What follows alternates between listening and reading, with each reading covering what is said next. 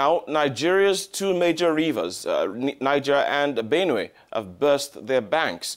The result, many homes in the central and southern part of the country have now been swept away. And according to Nigeria's emergency agency, NEMA, 100 people have been killed and thousands displaced. A national disaster was declared in 4 states over the flooding, meaning that the federal government had taken over the search, rescue and rehabilitation of the victims. So what has caused the rivers to outflow and why do we have the huge floods?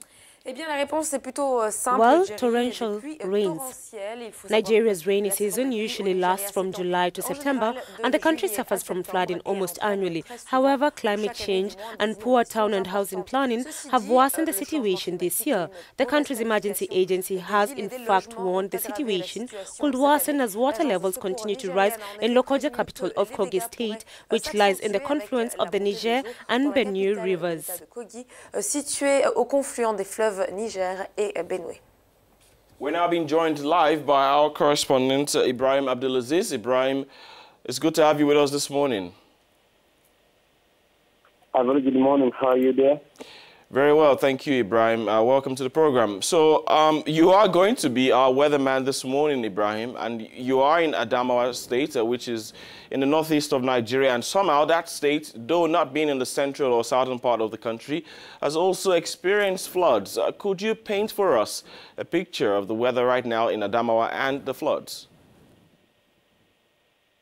Well, the weather this morning did not look drizzling with 34 degrees Celsius and precipitation of 25% intervals of cloud and sun.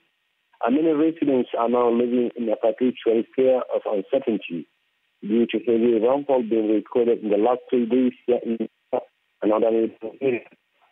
Most communities have still been affected by floods following release of water from the neighboring larger dam in Cameroon province, even though police command has urged riverine communities to relocate before this coming Saturday to avoid impending flood.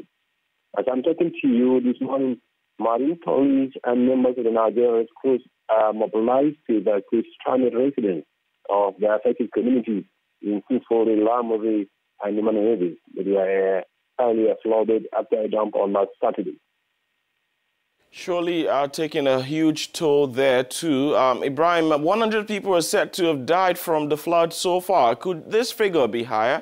And how has the response to this disaster been by the Nigerian government? Yes, at last Monday, Nigeria's emergency agency, NEMA, had confirmed that over 100 people were dead through the number. Though the number may continue to increase, but this one is due to the heavy downpour in some of the areas. The officials are yet to give the exact figures for now. The agency has since declared national disaster in the affected state of Kogi, Niger, Anambra, and Delta, while 8 other states are being monitored, and they are Taraba, Adama, Kebbi, Edo, Rivers, Benue, Bayelsa, and Kwara State, respectively. For now, President Muhammad Buhari has approved the whopping sum of 3 billion naira for the first stage of preparedness and reform of disaster mitigations, while state governments claim to have been working assiduously to assist the affected community. This flood in Nigeria is a terrifying result of faulty drainage system and poor planning, and has been suffering from the flooding since 1950. Since then, not many improvements have been made in terms of preventing the flood from happening. Well, absolutely. But Ibrahim, in Adamawa, where you are, we hear a lot of food has been lost, rice, maize submerged. How are the people coping? Very terrifying, very pathetic, of course. The state has so much rice, maize farms across the state with devastating effects. Just as farmers associations in the state learning that over 5,000 of its members have been affected by this flood. The state emergency agency also confirmed the development.